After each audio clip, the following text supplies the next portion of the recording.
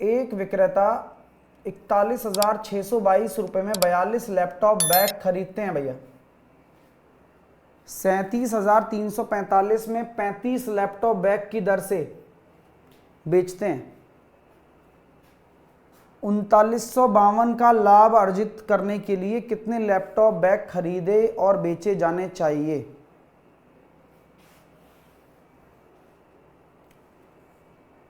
वाह, तो बताए, है तो बढ़िया सवाल, बट इसमें जो क्रस्ट है वो मजेदार है। देखिए यहां हम ये कह सकते हैं 41,622 रुपये में 42 बैग खरीदे,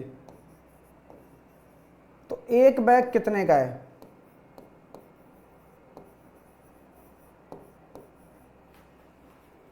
और एक बैग को बेचा कितने में है?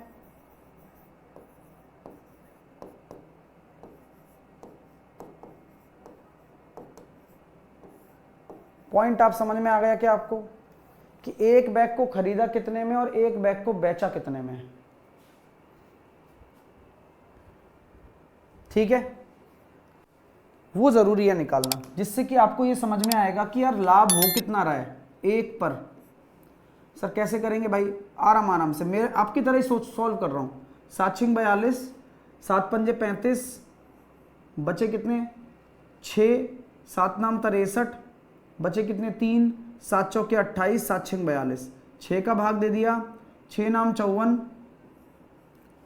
बचे 5, 6 नाम 54, 991 रुपया। ये आ गया सर एक बैग का क्रय मूल्य। 5 का भाग दे दो, 5 सत्ते 35, 5 चौके 20, 5 छिकी 30, पनाम 45 और 5 सत्ते 35,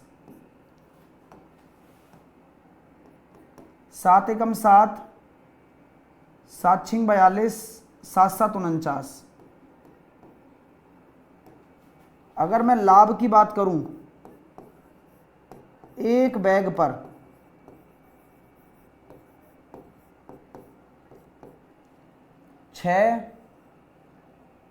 ये हो गया सर 76 रुपया।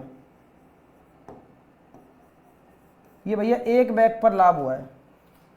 अब क्वेश्चन कह रहा है कि इतना लाभ मुझे कमाना है तो कितने की डीलिंग करूंगा? तो भैया 3952 बटे 76 नंबर ऑफ प्रोडक्ट पर आ जाएगी डीलिंग, क्योंकि ये जो 76 रुपया है वो एक बैग पर है। अब जैसे ही आप 76 का भाग दोगे इतने रुपए में कि भाई इतने का लाभ अर्जित करना है, वैसे ही आपको समझ में आ जाएगा। अब मैं आपसे कहता हूं कि यहां इकाई का अंक 6 है और यहां इकाई का अंक 2 है, दो कहानी बनती हैं। 6 छंगा 36 कतई संभव नहीं है, 6 चौके 24 नहीं है, 6 छंगा 36 नहीं है, 6 दूनी 12 है। तो आप 52 की डीलिंग करोगे तब जाके बात बनेगी। तो क्वेश्चन क्लासिक है, आपको भी समझ में आया होगा और यहां तक की कैलकुलेशन पेपर में आ रही है आपके, तो आपको